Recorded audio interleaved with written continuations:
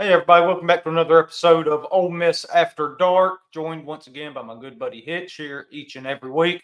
We're going to hit a couple different topics for you. Since the last time we talked last Tuesday, they have since released the media projections for the three All SEC teams, with one glaring weakness on those three teams, and then the predictive order of finish for the SEC as well going into this year. Then we're going to touch on the new college football game that came out last week as well. I'm sure a lot of people listening also play that game, was probably just as excited as I was waiting for it to come out. So we'll touch on that for just a little bit. And then we will talk about what Hitch considers the upset of the ages in our wrestling bracket. And we will get into all that at the end of the show as well. So before we get into all that, Hitch, how you doing, bud? Good, man. Good. Just got some nice sunny weather here in Oxford. Yeah. Shouldn't be for whatever reason. It feels like it should be raining. I think it's supposed to rain, but we got some sun right now, so we're all right, buddy. Yeah. We've got rain on and off again, basically all day here. But kind of the same thing. Sun is shining through all of a sudden. So really need more of that rain to come in though. We can use all the water that we can get right now. It's been quite a dry spell here in Enville. Probably first good rain in I'd say maybe a month out here. I mean, everything that everybody else has been getting has missed us completely over the last month. So really needed it out here. Need to keep Curse of the coming bubble. That's right. It Not all good things about the bubble are great, you know. Yeah, that's right. Keeps tornadoes and all away, but also keeps rain away as well. So that part sucks. But Tough. all right, we'll go ahead and dive into it here, though. Kind of like I mentioned at the top of the show, the media voted on the All SEC teams preseason after media days last week, and one glaring omission from that is apparently they don't think Jackson Dart is one of the top three quarterbacks in the SEC.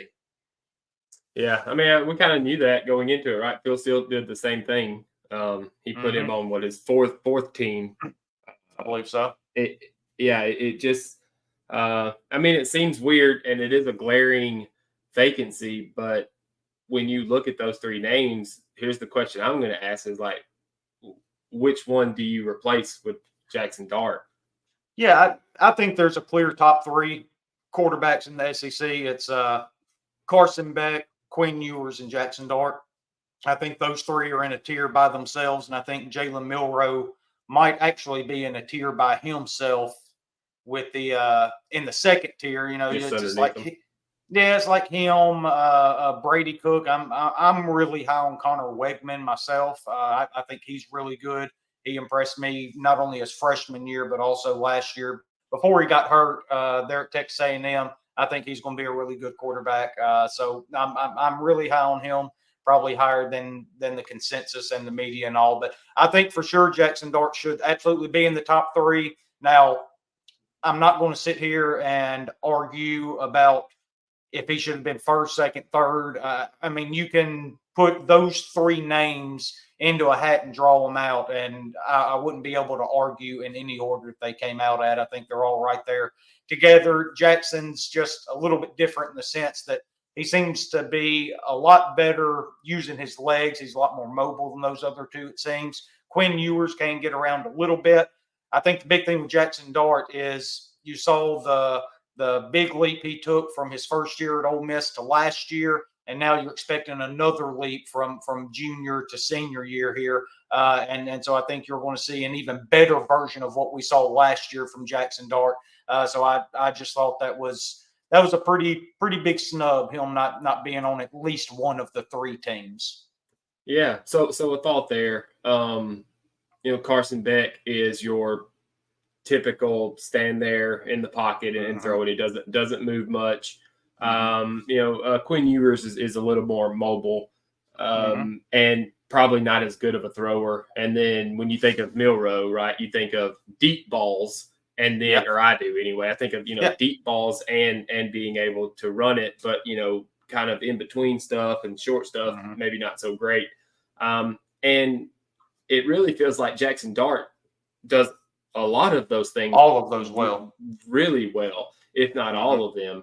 And so putting it that way, it really does feel like a snub, him not being on it. Because I came into this being like, well, yeah, it feels like a snub, but which one? I mean, take Milroe off maybe or whatever, but I could see where people voting would look at them and say, well, maybe they're about the same. Yeah. So here's my question. Is it because he's not on this list because he plays at Ole Miss and he doesn't play at Alabama? Right. If he played at Alabama, it would be him instead of Milroe. Is that what you're saying? Yeah. I think there is still a little bit of bias with Alabama, and rightfully so. They've earned it over these last 20 years or whatever. Whenever that was, Sure. Nick Saban ended up taking over. They've been just the dominant force in college football. Georgia kind of taking that over now over these last few years. But Alabama is obviously still a really, really good team.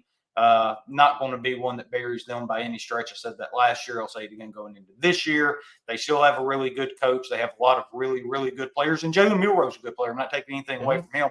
Like you said, he is a really good down the field thrower. His accuracy down the field is really good. It's the short to intermediate stuff that can kind of throw his game off a little bit. And look, I'm sure he's improved on that too. Players get to improve in the offseason. They get to improve and get better and fine tune their skills as their career progresses, as they get older, as they practice more. And you'll probably will see that. And he's an elite runner on top of it. Very, very dangerous when he gets outside of the pocket, when the play breaks down. But just from what we have, the body of work that we have, I'm going to take Jackson Dart over Milroe for sure.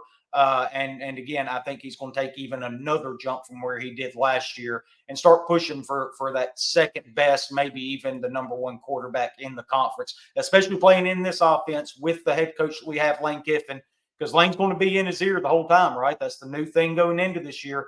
You're going to have the communication between the coach and the quarterback all the way until 15 seconds left on the play clock. I know a lot of Ole Miss folks have talked about it a lot this summer since that's gotten passed. It's been a huge talking point. But so say that again about the 15 seconds. The coach can talk to the quarterback. He can be in the ear. They have comms. And he can talk to Jackson Dart all the way up until 15 seconds left on the play clock. And so once it hits 15 seconds, the mic cuts. That's it. Yeah, that's it. But that's such a big deal with Ole Miss because Lane Kiffin's so good at reading defenses, seeing how everybody's set up. He knows exactly where the ball needs to go to, and he's going to be able to relay that to Dart. But the 15 seconds doesn't even really matter that much, I don't think, because of how fast Ole Miss goes. You just watching. Be able to do that from the field? And yes. You think he'll be able to see all that? Like yes, on like field level. Yes. And yes, absolutely, always has. That's where he gets his big whistle from. Like even when he was with Alabama, he wanted to coach on the field because he saw it better from field level than he did up in the press box. He's always talked about that. I get a different strokes, different folks, man. Yeah, but Ole Miss goes so fast that how many times do you see them get down to 15 seconds in the play clock anyway? So Lane's going to be able to talk to him the entire time, not give the defense a chance to adjust to what he has called and told Jackson to do. I think he's going to have just a monster year, especially with the guys we have out there.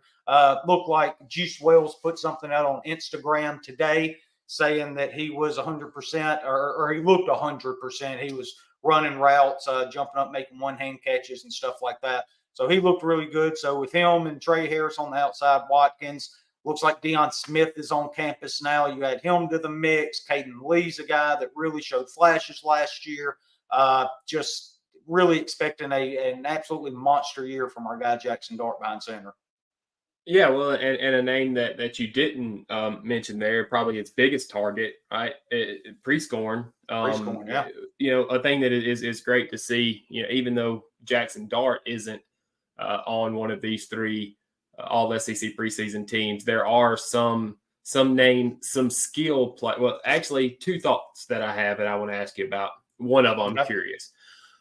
You do see a lot of skill players on here, right? You've got Trey Harris and Caden Prescorn on the first team. I'll probably miss somebody because I'm going through here quickly, but I think on the third team, Bentley's on the third team. But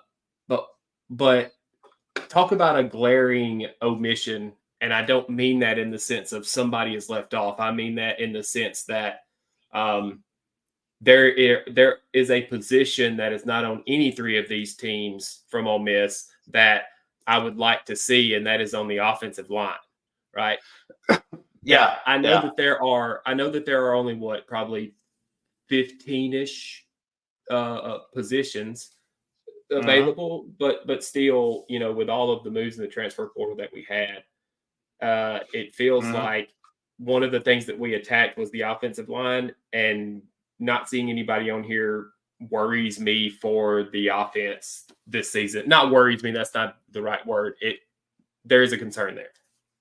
Yeah. Because if you can't protect Jackson Dart, then he sure as hell ain't going to be the top 3 quarterback in the SEC. Yeah, well, again, you're also talking about the same people that don't think Jackson Dart is a top 3 quarterback in the SEC. So, no, they brought in a ton of talent through the transfer portal.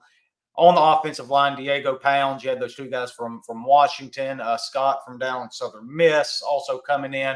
They built a lot of depth on top of guys you had coming back, Caleb Warren, Jeremy James, Michael Pettis, Jalen Williams there at tackle as well.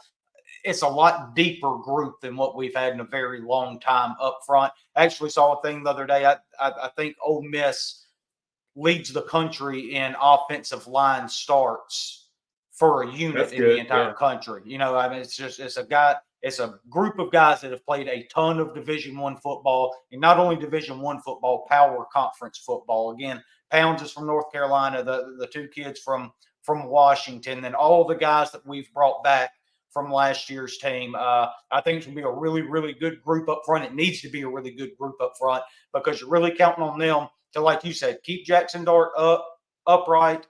Hopefully he's learned to slide a little bit more instead of lowering shoulders against linebackers and whatnot. But also with the running back room too, you mentioned Bentley being on the 3rd team. That's another deep room that we have with him. Logan Diggs when he comes back, Henry Parrish coming in as well, coming back to Oxford from Miami.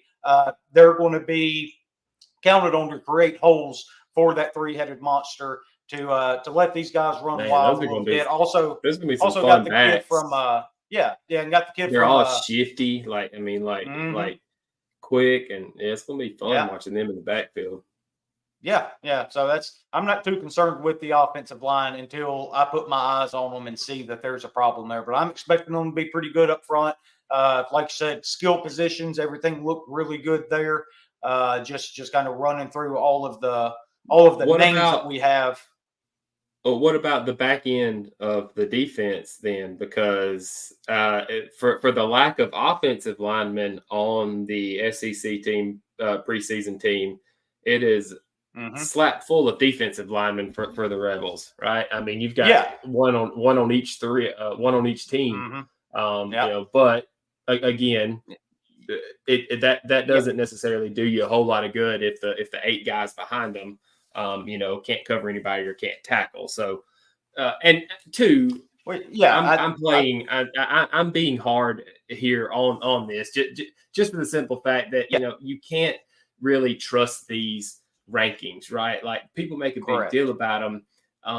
But I keep pointing out how we don't have guys in certain positions, and you're doing exactly what I want you to do in explaining that, well, we may not have standout guys in these positions, but what we do is we have a deep room of guys here that are very good. And so that's kind of what I wanted to take from this list of, hey, you might not see some names here, but it's okay. Yeah, and just kind of piggybacking off that, kind of going with the defensive line, Nolan on the first team there, and then you got Jared Ivey on the second team, and then Prince Lee. I'm still not going to attempt to say the last name publicly yet on the third team. So yeah, like I said, up front we look really good right there with those 3 in particular. You still got JJ Pegues to add to the mix there as well. Million, yeah, that's it. Million. Uman Malin, I think is what it is. I knew I could get you to try it. I knew I could get you to try it. Yeah, I know it. You're such an asshole. And then, but you got guys behind them too. When you look at the linebackers, they did a really good job. TJ Dodery now. It was TJ Dudley. I believe he's changed name to Dodery. I think I'm saying that right now. The transfer from Clemson had sit out last year, actually played some in the Peach Bowl there in Atlanta there at the end of the year. But then you bring Pooh Paul in from Arkansas. That's another guy that's played a ton of SEC football, really experienced, and has been really productive playing at this level in this league. And then, whatever they do with Suntrine Perkins, I still think he's going to be, mainly a linebacker one way or another. Then Raymond Collins, the number one JUCO linebacker this past year that they brought in. So they've got guys there at linebacker behind those defensive linemen. Their job as the defensive linemen, they need to eat up the blocks. They got to eat up the 5 offensive linemen, the tight end, the running back, chipping, whatever it may be. So the guys behind them can make plays, and we got a bunch of guys behind them that can make plays. Perkins, I think, is going to have an absolutely stellar year. You saw flashes of him last year where they would put him in spots to where it was kind of like John Favreau from the Replacements, where they told him just go get the ball, and he was just so much faster, stronger, more athletic than everybody. Man, what a great comparison! I mean, he just went for it, right? John Favreau and Suntrine Perkins, almost the same player, like pretty close to the same. Damn near exactly, right? But when you take all that out and let him go get the ball, he was incredible last year. Yeah. And they started letting him loose last year, doing that towards the end of the year, and that's when he really started shining. And again, Poopall, a guy that's been in this league for many years, has been very productive, can kind of has the feel of the ability to be able to lead a defense. Same thing with TJ Dodery. He was, a good player there at Clemson there his freshman year before transferring over.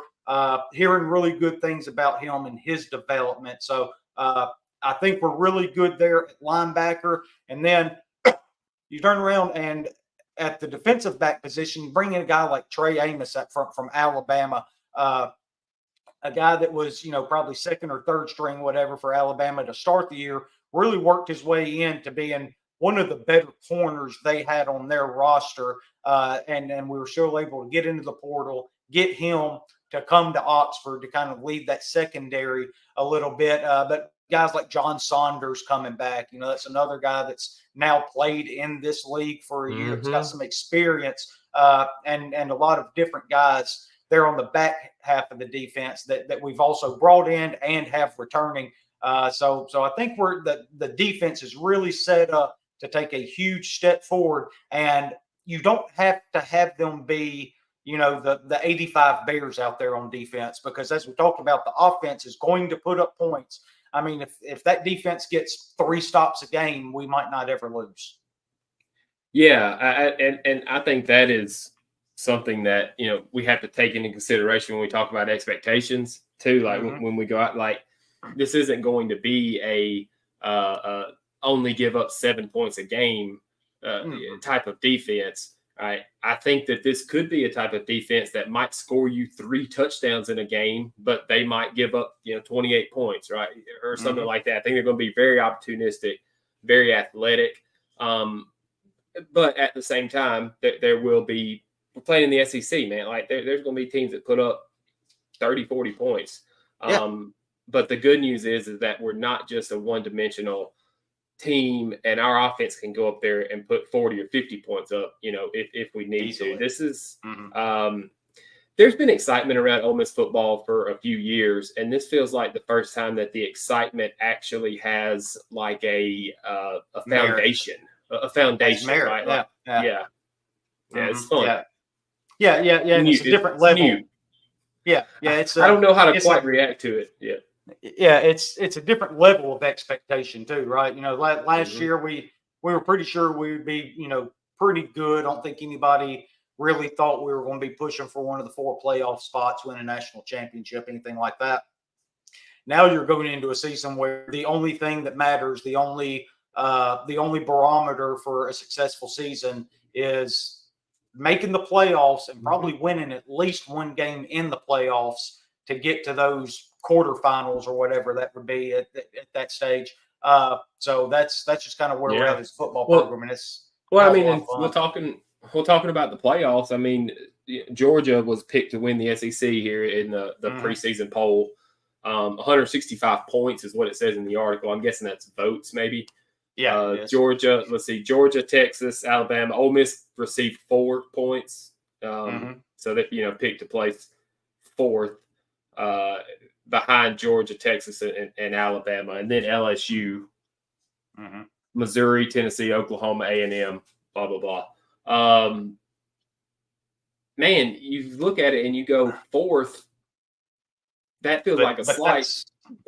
But then you look at the teams above you and you go, shit, I don't know if we need to be in third, either second or first. You know, I don't know what to, and then you look below you and go, man, we actually could be fifth, right? If things go a different way. And so, man, it's a tough league this year, and Ole Miss has battled its way over the past 3 years from the middle of the SEC to the top. It doesn't matter east or west, and you know, I think that has a lot to do with the way that Lane Kiffin has come in and decided to run this program like a professional organization, and it's paying dividends on the field. It really is.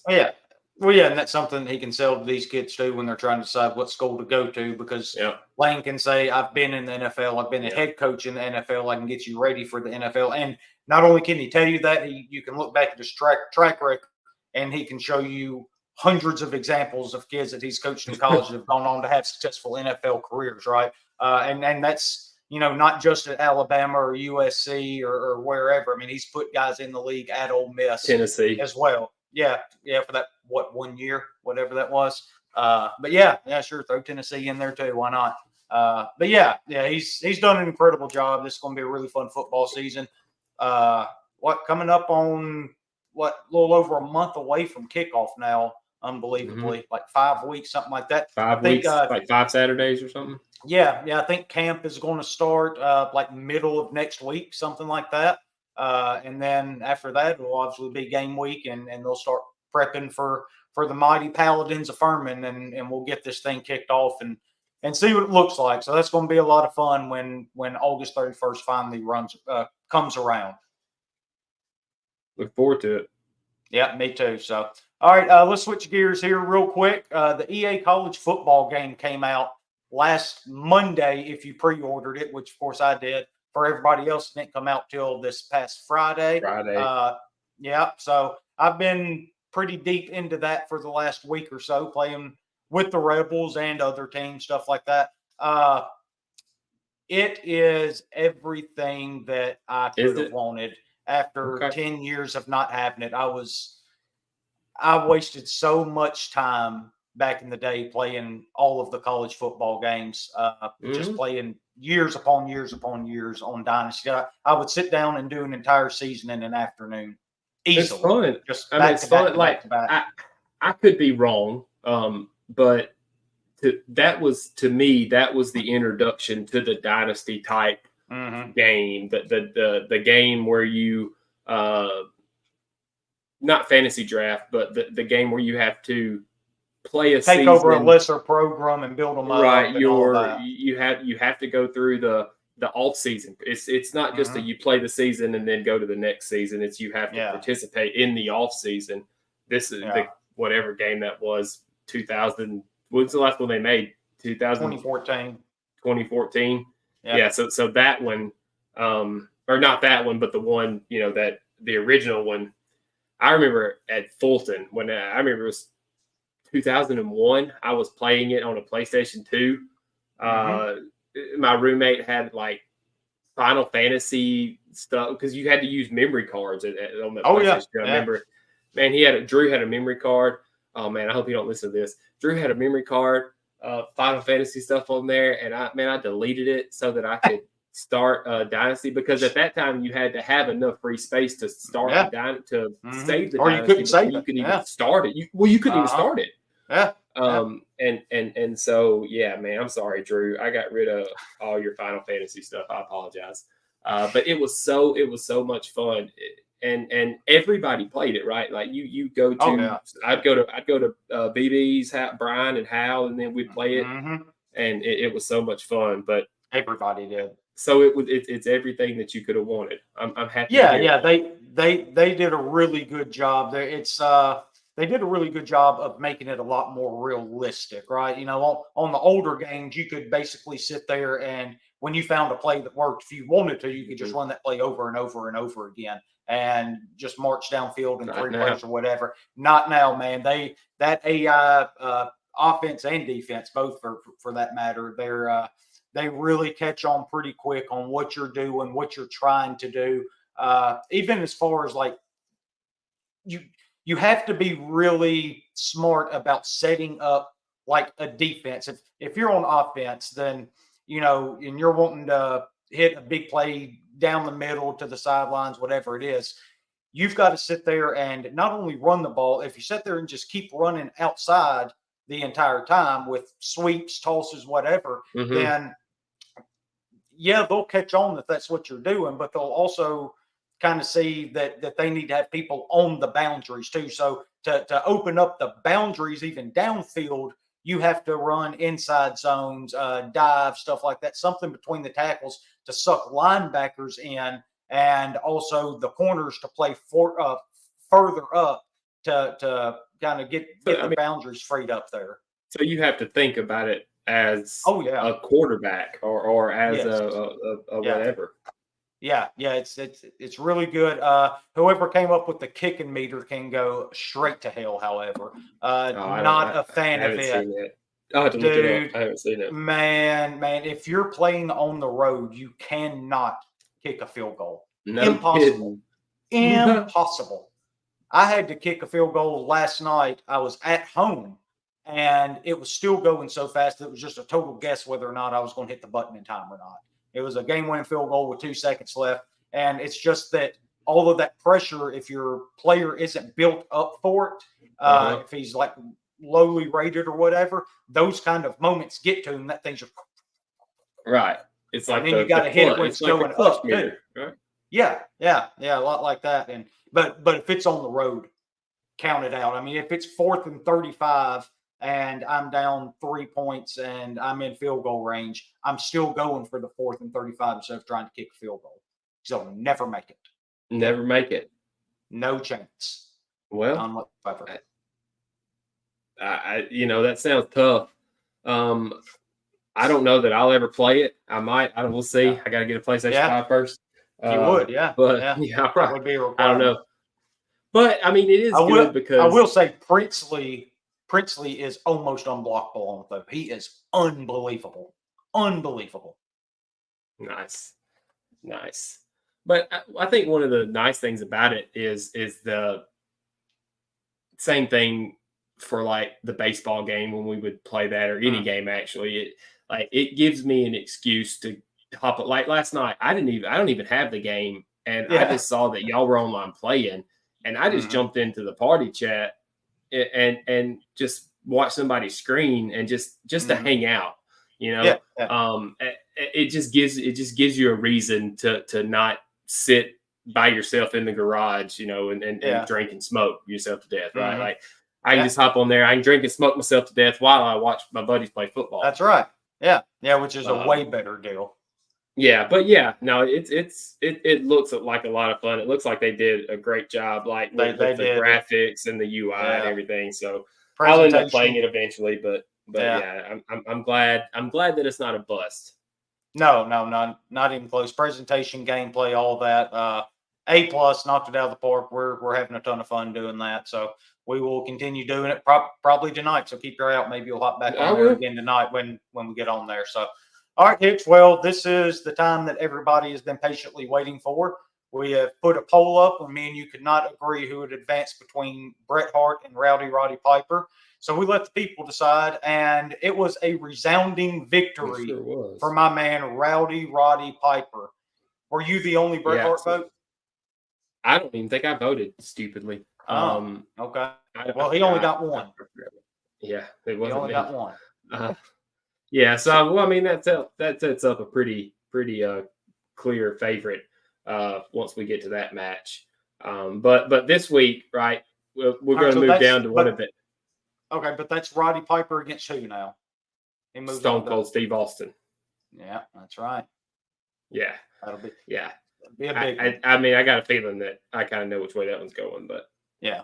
All right, so what's up for this week then? So this week we'll move on to what I consider an easy bracket, right? Like okay. All right. Mick Foley versus Scott Hall, Mm-hmm. and then Ric Flair versus Sting, right? So Yeah. I know your affinity for Mick Foley.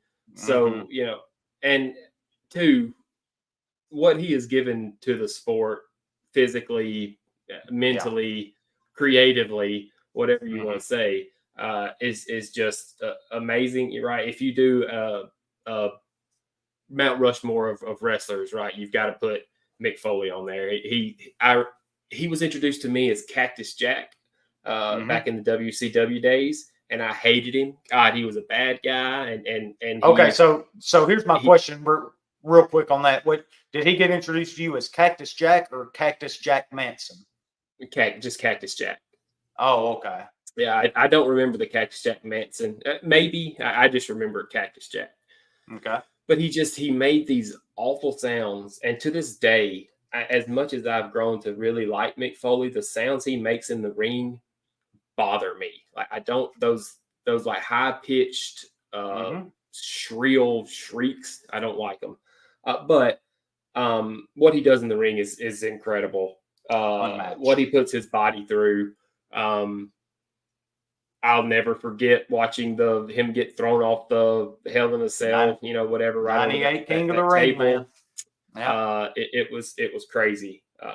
But you know, doesn't have much of a battle here. I don't think probably with Scott Hall. Although I Mm-hmm. love the bad I guy. love him. Yeah. I love Razor Ramon.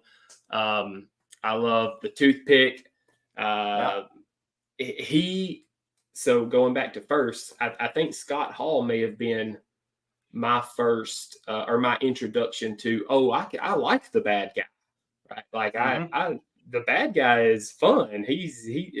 But having said that, I'm advancing Mick Foley in this matchup. Well, I know you are, but tell me how much you love Mick Foley. Yeah. Mick is my all-time favorite. That's my dude. If I had a Mount Rushmore of wrestlers, it would be Mankind, Cactus Jack, and Dude Love. I'll put all three of them in four of the slots, and then I'll worry about the fourth one after that. Mick, everything he did, every single time he stepped into the ring was so far and above everybody else. And it was really cool towards the end of his career because he got a lot more time on the microphone, got a lot more time getting to tell stories, getting to set up other wrestlers. The dialogues he used to have with The Rock back during the Rock and Sock connection were Mm-hmm. some of the all-time greats. That they had like a 20 or 25-minute promo that nobody knew what was going to happen except Mick Foley when he came out to do the Happy Birthday Rock and did Rock's life on the Jumbotron and had some woman come out that was his kindergarten teacher and his high school football coach and all these different people, high school girlfriend. It was just Yeah. so dang funny.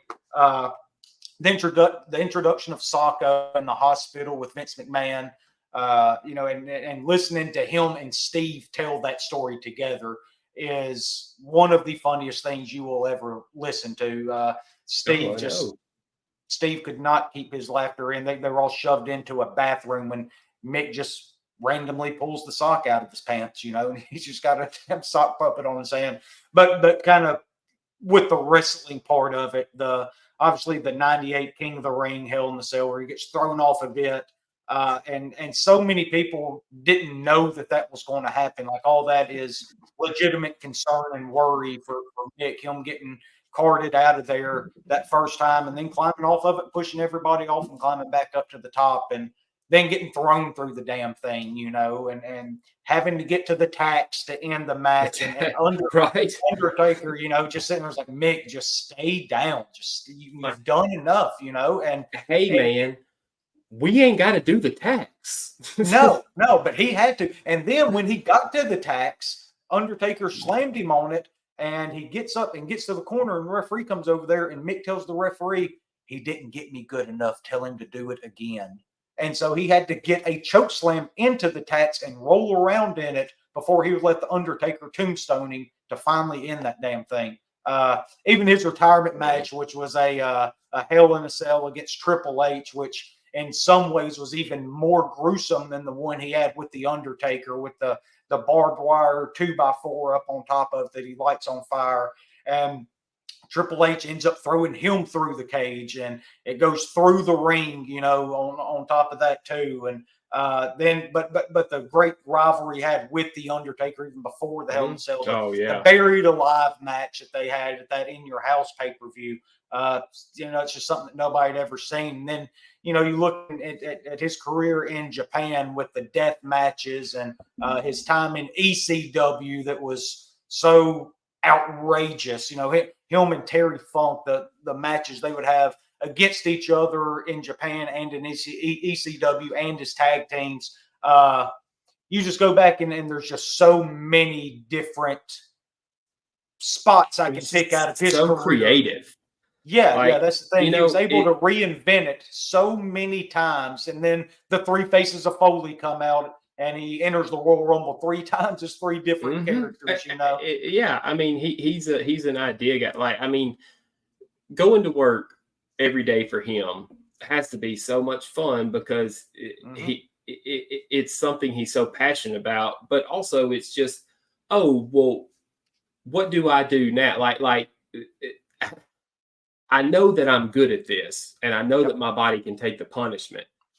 All I have to do is come up with these silly little games that we play. And it has to be incredible, to do that. I wonder what he would be if he weren't a wrestler, right? Like if he were in the world, he's so creative and smart, right? And savvy that, so that's he would be like Elon Musk, or he would be like a guy that we look at and say, oh, okay, well, that guy is an intelligent guy that can build his own business. Yeah. So, but that's the other thing about Mick Foley is you get glimpses of what he would have been outside of the ring, because he also did those things while he was wrestling and after he retired. I mean, the man's a best-selling author, for God's sakes, right? Stand-up comedian. Stand-up comedian. Then when he needed something to pass the time, he didn't even get paid for it. He was a phone counselor for spousal and sexual abuse victims. They would call in. His wife told the story that he had this one woman on the phone, started at like 7, 8 o'clock at night, something like that. And literally they would call in. They'd call in, and he abused them. No, that's not what that is at all. Not even remotely close. Can't nobody take the abuse that Mick Foley dishes out. Okay, they call in. I get it. Yeah, but he stayed on the phone with that one woman all throughout the night. She got up the next morning, his wife did, and he was still on the phone with her. Just a guy that really cared about other people, but like you said, really creative. That's where the author part of him comes in, the stand-up comedian. Just seemed like a guy that really, really liked people and never drank or did any drugs throughout his entire career. Think of all of the pain that he had to have been in, and he just never took pills, never did anything. I bet his mind is like a kid, right? Like his imagination. Like I bet he just sits in his imagination all the time. All right. So that one was the easy one, right? Mick Foley. Yeah. The next one, I hope is an easy one. Ric Flair is Ric Flair. He is amazing, but just like Mick Foley is your favorite of all time. Sting, old Sting, colorful Sting, is my favorite wrestler, hands down, ever. I loved him. Yeah, I loved the energy. Ran up to the ring, and it broke my heart whenever he went to the black and white Crow Sting and never came back. I always thought he would come back to the old Sting. He never did. So that's the Sting I'm talking about, not the other one. Him and Flair had some battles in WCW early in the day. I remember at Starrcade, I believe, where Sting, won his first title against Flair, maybe. Going back a long way, trying to remember that. But 92, I think, something like that. Yeah, something like that. I can see the cover of the movie in my head. But yeah, and this was a time when the WCW wasn't necessarily popular. This was before all of the NW. This was like Sting was carrying WCW on his back. You had the guys that would show up from time to time, the Four Horsemen like Flair and them, but they were still doing promotion stuff. I mean, they weren't necessarily with WCW all the time. And I think that gets lost a lot because WCW exploded with the NWO. But before that, there was a guy there with blonde hair, and he was something special. But I'm taking Sting over Flair here. I love the woo. I love the dancing. I love the limo riding, jet flying, whatever. I love. He cuts the best promo. But for me, it's Sting. This might be the best matchup of the entire tournament because, like you said, Sting, the way he was able to carry WCW for all of those years before you had Hulk Hogan, Macho Man, and the whole NWO come in. And then he kind of got almost lost in the shuffle a little bit when those guys did come in. And that's when you get the Crow Sting come out, right? That's why I hated the NWO so much, man. I swear to God, I can't. Well, I'm just fixing to contradict myself. I don't know this for certain, but I am almost sure that when Hogan dropped the leg, I cried. Like I think I sat on my bed and cried when he dropped the leg there on that Bash at the Beach when he turned to NWO and turned his back. I hated him, man. I hated him. I did too. I hated him, but I did like the Crow version of Sting though, with the black and white, and then the black and red after that when he got into the Wolfpack. But I'll also like the pre-Sting before all that as well. Sting was he always seemed to be almost like this larger than life kind of character. He always seemed to be the strongest man, no matter what. Almost like a smaller version of the Ultimate Warrior, where you just couldn't hurt him, And then Flair, like I said, some of the best promos you will ever see. The chop, the figure four, the woos, 16-time world heavyweight champion. And I used to always lived the gimmick. The gimmick. Yep, 24/7. Yep, still does. I used to always argue with people when they would tell me Ric Flair was the greatest wrestler ever because at that time it was 14-time world heavyweight champion. I say, well, yeah, but that means he's lost it 15 times. Like, how great can you be if you lose a championship 15 times, But that's what's so great about him, right? Like he understands the business at a level of, I don't always have to be the guy on top. Like, I don't have to be the Hulk Hogan all the time because eventually people get tired of the guy on top, and there needs to be a turnover so that next time when I get on top, it's even bigger. Yeah. He, as far as people that understood the business and did it the best, it's Ric Flair and the Undertaker, 1A and 1B. They were both exactly the same in that sense, to where they didn't always have to be the guy. As long as the story was getting told the correct way, they were doing their jobs to sell the story and also help put people over. Ric Flair did that with Lex Luger back in WCW when he first started there. He helped put Lex Luger over, helped put Sting over, like you said. He put everybody over, man. I mean, he was constantly putting people over. That's where you had the 15 time he losing, the 15 time losing the belt, right? That's if you lose the belt to somebody, that's essentially what you're doing. You're putting a guy over, right? Yeah. And he was one of the best workers in the ring. If you go back and watch his matches, he was always so precise with every shot he ever took. None of them ever looked fake, but he never hurt anybody at the same time, right? He was so good at getting it just close enough, hitting just with the right amount of power to get the sound that he's looking for, and giving the illusion too. He was so good at that. So I think what we're going to do here is fire up another Twitter poll. I will take Ric Flair and another upset over Sting. As much as I love Sting, but you just have to put Ric Flair up against him. And here's the thing. Here is why I hate what they did with Sting, because Ric Flair's going to win this, and he probably should. But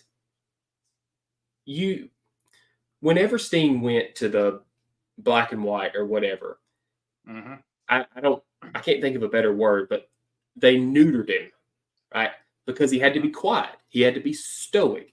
He couldn't be full of energy sting. He couldn't get on the microphone and scream and do promos, right? Everything had to be, and he couldn't talk. And I don't know why he agreed to do that with his character. I mean, I guess it was still successful. I'm being hard on it. Worked out fine. Yeah. I guess it did, but it just feels like you just didn't like it. You just took half of the fun away from his character. You just, like, he's still a good wrestler and he's still a good guy, but all that you did was take the microphone. Just imagine that. Imagine Stone Cold without the microphone, right? I mean, I don't know. And so I think if you keep the microphone in his hand over the course of his career, like, I think he is as big as any of these other guys. But yeah, you're probably right. Okay, we'll do another Twitter poll, and I'll lose again. All right, so y'all be on the lookout from the Ole Miss After Dark Twitter page. I believe it's OM After Dark, I believe is what it actually is. The OM After Dark poll.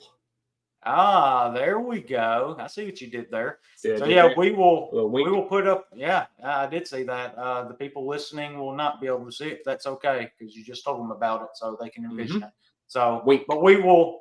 Yeah, we will put up another poll. Y'all go vote on it. See who moves on here between Sting and Ric Flair. And once we get the results, when we record next Tuesday, we will reveal them to all of y'all, and we will move on into our bracket. But that's going to wrap up our show for us this week. I appreciate everybody tuning in. Again, find this on the SEC After Dark YouTube channel or on Spotify and Apple Podcasts. We're also available there as well. So appreciate all the support, everybody watching, everybody listening, and we will talk to y'all again next week. And Hitch, as always, how you toddy.